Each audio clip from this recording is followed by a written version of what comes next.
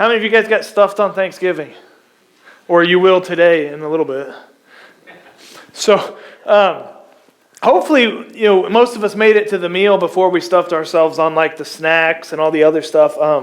I will say after preaching what we did last week, I did make sure not to eat too much before the meal. I believe the only thing I had were like 2 Twizzlers before Thanksgiving meal. I skipped breakfast. And yeah, so we have spent the month of November in this series called Soul Food, where we've really tried to look at what we're feeding our souls. And we've talked about getting rid of all the junk so that we can completely get our nourishment from the right source. We've talked about completely going organic, going back to this, forgetting all the other stuff. And we talked about how, just like meal plans for really good meals don't happen by accident, neither does discipleship. It's intentional. We talked about how it's really easy to crave, all the junk so that we don't even crave the good stuff anymore. And last week we asked ourselves what we're filling ourselves up with. And we talked about the power of Scripture and the power of teaching Scripture to our children and to our families. And we've hit the point home pretty hard, and my hunch is that we're about stuffed. We don't need more food. Right? We don't need more knowledge. What we need to do now is exercise, for lack of a better word. Because if all we do is eat and eat and eat, and we never exercise, right? We just gain weight. This is why many of us have weight loss goals and exercise goals on January 1st, right? Like after November and December, we got to work out all that stuff, or it's not going to be good. And it's fitting that since we began this series in Deuteronomy, that we ended in Joshua. Remember, Deuteronomy recounts Moses' final sermons to Israel before they finally enter the promised land after 40 years. And he urges them over and over and over again not to do what their fathers did, not to follow in their fathers' footsteps. Because literally, they had been wandering in the wilderness for 40 years because of the sins of their fathers. And parents, especially fathers, let me urge you again, talk to your children about your failures. Like, I've had 2 conversations with 2 completely different people over the last week. None of them were planned, but they were talking to me specifically about how they did not want their children to follow in their footsteps. And they didn't want their children to do what they had done. And they were making it a point to say, hey, when my son gets to this age, I'm going to talk to him about where I failed. And I'm going to talk to him about where I struggled. And I just told him, I'm so happy that you're doing that, because so many of us don't. If you don't want your children to follow in your footsteps and make the same mistakes that you've made, then teach them about where you've tripped. Teach them about where you've fallen. Don't hide it away from them. See, Moses is preaching his final sermons to them before they enter the promised land, because even Moses didn't get to enter the promised land. Because he had a moment of failure where he disobeyed God. But God did let him look over at the land before he died. And he saw that the land was good. And after Moses died, a man named Joshua becomes the leader of Israel. He was Moses' servant. And it's Joshua who actually leads Israel as they finally go into the land. And just as Moses led Israel through the Red Sea, Joshua leads Israel through the Jordan River. And the book of Joshua recounts Israel just taking over the land that God gave them. And you read through the book, and God does incredible miracles through Joshua, like including toppling the walls of Jericho. We all know about that. He even makes the sun stand still in the sky. It's pretty neat. And at the end of it, at the end of his life, much like Moses did, Joshua verbally challenged the people of Israel. He gave them a choice, much like God gave the people of Israel a choice. See, I don't know if you know this or not, but God never forces anybody to follow after him. He never says, you have to do this or else. No, he always gives people a choice. And so at the end of his own life, Joshua basically tells Israel, he says, guys, you're completely stuffed. And he asks them what they're going to do about it. And he recounts the whole history of their people, beginning with Abraham's father, who he makes a point to show that he worshipped and he served other gods, other than the Most High God. That's the world from which he took Abraham. Like, he grew up in a home and in a culture which did not worship the Most High God. And God took him out of that culture and he formed this new nation with him called Israel. A nation where out of all the other nations on the earth, that they would specifically be his nation. They would be completely set apart. They'd be completely unique out of all the other nations. Because remember, post-Babel, after Babel, God divided the nations. He placed them under the authority of lesser gods. And I hope that after this year, if somebody asks you what is so special about the nation of Israel, that you'll be able to teach them something. See, and so Joshua, he recounts Israel's whole history. You can read it. He starts with Abraham and he recounts everything that God had done for them, including how he led them out of Egypt with a mighty hand. He recounts how God led them through the Red Sea. He recounts their time of wandering in the wilderness. He recounts how God began to destroy the armies of all of those who served lesser gods in the Promised Land. He recounts how God led them over the Jordan into Jericho and how God just gave them nation after nation. And he just talks over and over and over again about the faithfulness of God to keep his promises to his people. And before he died and would no longer be around to lead them, Joshua made them remember God's faithfulness. See, we just had Thanksgiving a couple of days ago, but how often do we really spend remembering the faithfulness of God? The Psalms, you can open up just about any Psalm, and they are full of remembering God's faithfulness and thanking God. If you got a Bible, we're going to be in Joshua 24. And here's what God said through Joshua. Joshua 24, verse 13. If you don't have a Bible, it's on the screen behind me. He says, I gave you a land on which you had not labored, cities that you had not built, and you dwell in them. You eat the fruit of the vineyards and olive orchards that you did not plant. So in other words, God had blessed Israel so much, and they had done absolutely nothing to deserve it. They'd done nothing to earn it. It was all a gift. Does that sound familiar to anybody? Like they were enjoying fruit and food that they didn't plant. They were living in homes and in cities that they didn't build. And this is how good God was. And Joshua's words directly reflected back to Moses' words before they actually entered the promised land, and I think it's on purpose. Here's what Moses said in Deuteronomy chapter 6, verse 10. This is before they went into the land. He says, and when the Lord your God brings you into the land that he swore to your fathers, to Abraham, to Isaac, and to Jacob, to give you, with great and good cities that you did not build, and houses full of all good things that you did not fill, and cisterns that you did not dig, and vineyards and olive trees that you did not plant, and when you eat and are full, then take care lest you forget the Lord, who brought you out of the land of Egypt, out of the house of slavery. It is the Lord your God you shall fear. Him you shall serve, and by his name you shall swear. You shall not go after other gods, the gods of the peoples who are around you. For the Lord your God in your midst is a jealous God. Lest the anger of the Lord your God be kindled against you, and he destroy you from off the face of the earth. Now, just a quick note. When Scripture uses the word jealous here to describe God, it's not how we often think of jealousy, okay? Like, God isn't fickle like we are. He doesn't act on emotions like we do.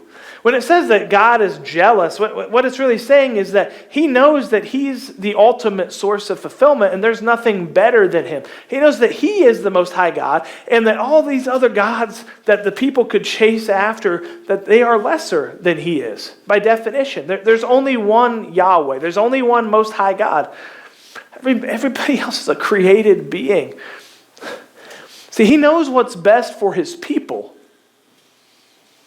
So many people read this and they say, I can't follow a God who gets jealous.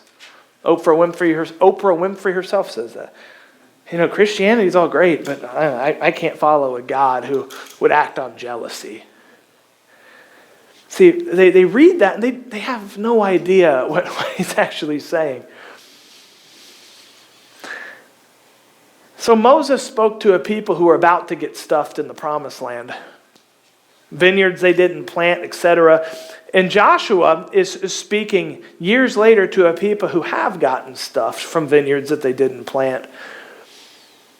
And each of them warned the people not to forget the Most High God when that happened, when they were full. And they each warned them, do not go after the lesser gods of the people around you. See, we are such a fickle people. And we have a whole lot more in common with the nation of Israel than we probably like to admit. When we're stuffed, we don't remember our own hunger, and we're satisfied. What Moses said and what Joshua will say is that it's so easy to forget about God when we have everything that we need and we're not hungry anymore because we're so stuffed.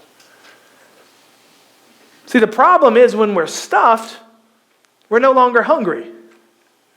Sounds like common sense, right? But I think it's pretty deep when you actually stop to think about it.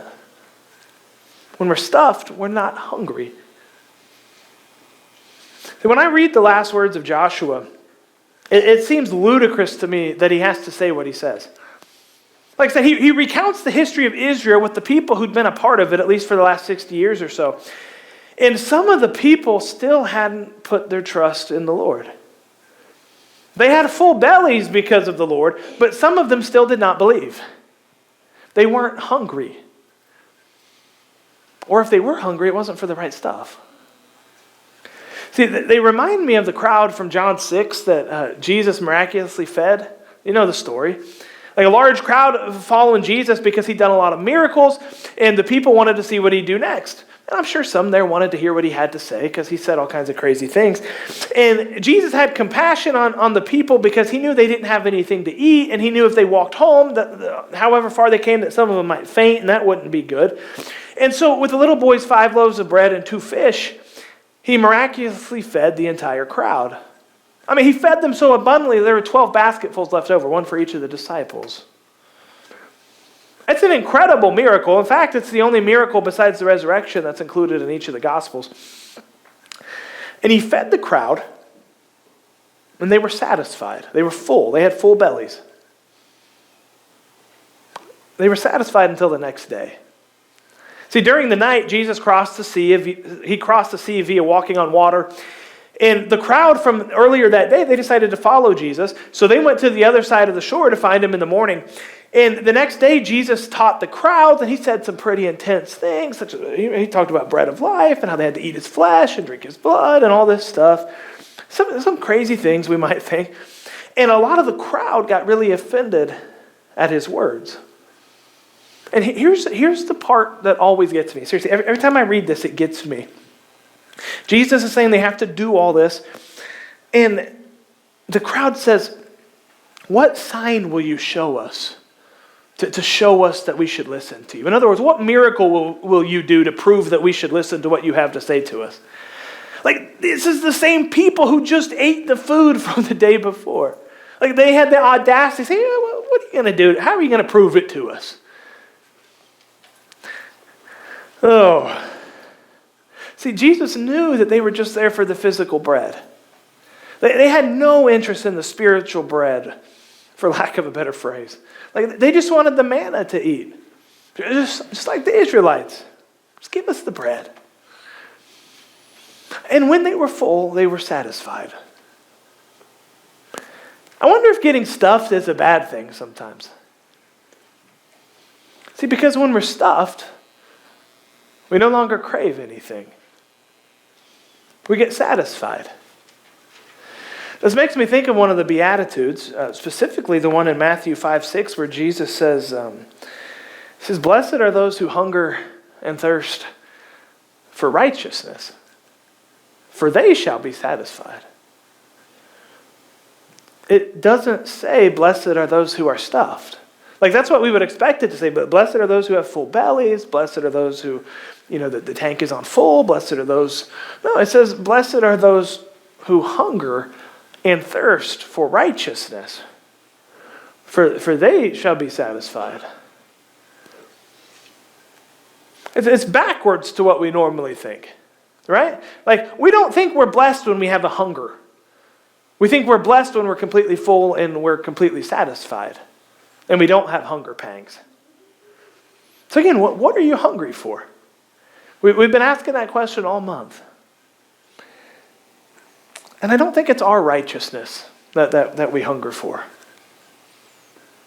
We'll talk about that more next year. See, full bellies don't always equal contentment. See, sometimes they reveal not only the state of our stomach, but also the state of our hearts. After Jesus had fed the crowd and he crossed the sea and they followed him the next day, after they got offended and they wanted another miracle to show that they should listen to Jesus, here's what it says in John 6:66. It says, after this, many of his disciples turned back and no longer walked with him. A lot of followers stopped following Jesus after this because they realized he wasn't at their beck and call. He wasn't there to satisfy their every desire. He wasn't there to make perfect sense to them. Like at the end of the day, just like their Israelite ancestors, some of them just didn't believe.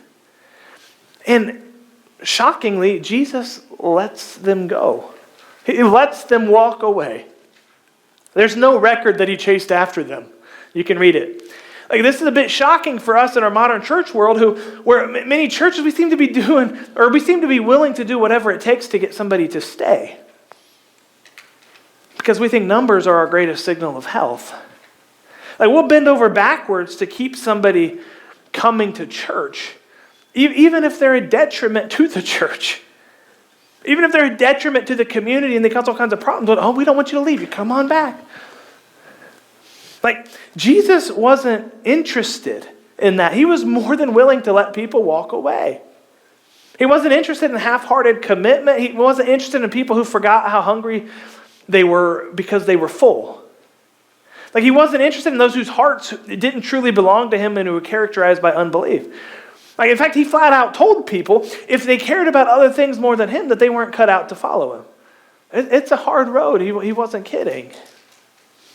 And there's a curious verse nestled in at the end of John chapter 2, right before we're introduced to this guy named Nicodemus.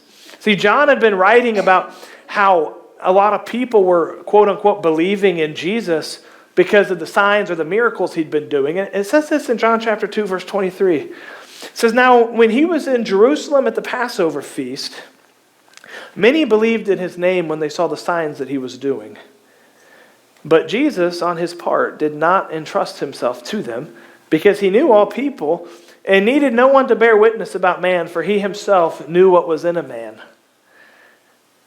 And then you're introduced to this guy named Nicodemus. First thing he says, teacher, we know something special about you because no one can do these things. No one can do these miracles that you're doing if God were not with him. Even somebody like Nicodemus was impressed by what Jesus had done. Yet you get this little statement here that says that Jesus isn't interested in us if we're just interested in what he can do. See, I think what we see happen with the nation of Israel back in Joshua's time is very similar to what happened in Jesus' time. Like they've seen God act in countless ways on their behalf. Like he's routed armies, he's toppled cities. Like I said, he made the sun stand still in the sky. Their clothes hadn't even worn out the 40 years that they wandered in the wilderness. I mean, think about it. And yet there were still people who refused to believe. I mean, you see it all throughout the Old Testament. You see it in the New Testament as well. So it probably shouldn't be a surprise that we see it today as well. And Joshua, he knew this. He knew all about the fickleness of man. And he gave the people a choice of who to follow and who to serve right before he died. And the choices he laid before them were two very real choices. Like, if they weren't, he's just wasting his breath, and it's pointless for him to say what he says.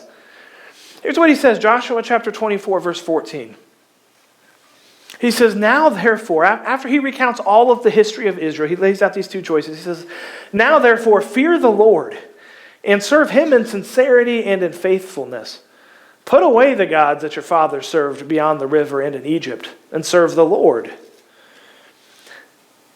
And if it is evil in your eyes to serve the Lord, choose this day whom you will serve, whether the gods your fathers served in the region beyond the river or the gods of the Amorites in whose land you dwell. But as for me and my house, we will serve the Lord. See, Joshua holds up two choices before the people. Either follow the gods of their fathers and the people around them, or serve the Most High God. He didn't force people to follow after the Most High God. He gave them a choice, which sounds kind of funny to us. See, forced service isn't belief. He would have let people walk away. We're not told if any specific people decided to walk away or not, but the fact that he even had to give them a choice is pretty telling to me. We are told that as a whole, the nation of Israel served the Lord all the days of Joshua and the elders that outlived him. But then you get to the book of Judges, and the same cannot be said anymore, because it's during that time that everybody starts doing what is right in their own eyes, and the nation keeps going through these same cyclical patterns where they'll rebel, they'll cry out to God, God will save them, they'll rebel, they'll start worshiping other gods, they'll cry out to God, God will save them, and it's just this never-ending, terrible pattern of unbelief. And it's at the end of that period where Israel just decides to ask for a king so they can be like all the other nations. See, Israel had all of the information that they needed to make a decision when Joshua spoke to them. And so do we. We really do. Like, I would argue that there has never been a time where we had more information at our fingertips. Like, they could either follow after the Most High God and be committed to Him or not. See, we could never hear another sermon and we'd be okay. We're stuffed. Like, the question is now what? What do we do that we're so stuffed? What are we going to do with all of this information that we have? Like, we don't need more information. We don't need more sermons. We're stuffed. So now what? To keep with this Thanksgiving motif, what do most of us do within a couple of hours of eating that big meal? We take a nap. That's right. Most of us fall asleep at some point, right? Like, we go into a food coma. You can blame the turkey. Now, my hunch is that many of us do this spiritually as well. I mean, we get so full of good information, and then we sleep on it. Like, we go into what I'll call a spiritual food coma. And then we just keep coming back for more and more and more. See, after I ate Thanksgiving lunch this year, I've never done this before, but I went for a 4.5-mile walk. And I think this is what we need to do as a church. I don't just mean us. See, as a church, we used to subscribe to this ministry called the Right Now Media. And they've got a really awesome ministry. And I honestly think that it does a lot of good for a lot of people. And if you're not familiar with their ministry, you can think of it as like Netflix for Bible study videos and things like that. And that sounds great, right? And it is great as a concept. I don't want to tear them down at all. But the question that I have with this ministry model is this. What are we doing after we consume all of that information? I mean, there are videos. They have the best teachers on the planet. And you probably won't find better videos out there or more passionate teaching anywhere. But what are we doing after we consume all of that? If all we're doing is getting stuffed and then going to sleep, it's probably not doing much good. Like, what are we doing here Sunday after Sunday? And in no way am I saying you're getting the best teaching here that's out there. That's not what I mean at all. But we come Sunday after Sunday and we listen to this book. What are we doing with it? See, I'm afraid that the church at large has gotten so stuffed that many of us are just in this big spiritual food coma. And the only thing we should do is get up and exercise. Like, we need to take a walk as a church. Like, we need to put some spiritual muscles to work in the local church. Like, it's like, don't just come to the buffet and eat. Like, put on an apron, put on some gloves, and help us serve the food. I mean, how do you exercise in church? I mean, there's a couple ways we serve, right? We teach. We get up out of the pew. Like, we take what we've learned and we pass it on to others, starting in our own families. Like, it has to start with your own families before it starts anywhere else. I'm so excited because there's a couple of your families who have told me in the last week that you're doing this, the Advent book we talked about last week, an Advent for the Cosmos, and you're doing it with your kids or your grandchildren. I am super excited. That is awesome. And I can't wait to hear what God does through that. We're doing that with our family too. And all that is, if you want to get in on it, you can get the book on Amazon. It's like $15 with tax. If you have Prime, you'll get it like Tuesday. And you started on December 1st, you ended on December 25th. If you don't want to spend any money, you can read the book of Luke. Started on December 1st, ended on the 25th. And you'll read the whole gospel. But either way, spend some time with your family in this book. Like, I can't tell you the amount of good that it will do. Here's what it says in Ephesians chapter 4, verse 11. It says, and he gave the apostles, the prophets, the evangelists, the shepherds, and the teachers to equip the saints, that's all of us, for the work of ministry, for building up the body of Christ, until we all attain to the unity of the faith and of the knowledge of the Son of God, to mature manhood, to the measure of the stature of the fullness of Christ, so that we may no longer be children, tossed to and fro by the waves and carried about by every wind of doctrine, by human cunning, by craftiness and deceitful schemes. Rather, speaking the truth in love, we are to grow up in every way into him who is the head, into Christ, from whom the whole body, joined and held together by every joint with which it is equipped, when each part is working properly, it makes the body grow so that it builds itself up in love. See, there's this maturity that happens, or that doesn't happen, I should say, in the body of Christ if we are not exercising after we get stuffed. Like, if you are serving and you are exercising, man, thank you so much. But if you are getting full and you're not plugged in somewhere yet, man, let's have a conversation. We'll get you plugged in. But there is a choice, right? Like, get stuffed and remain hungry, or get stuffed and fall asleep. The choice isn't so much to follow God or to follow after lesser gods for us at this moment. But the choice is rather to say, I'm going to follow God. I'm going to get something. I'm going to exercise. I'm going to do that. But then the other one is to say we follow God and just spend our lives stuffed without ever exercising. Those are kind of the choices in front of us right now. So it's up to us to decide, what do we want to do?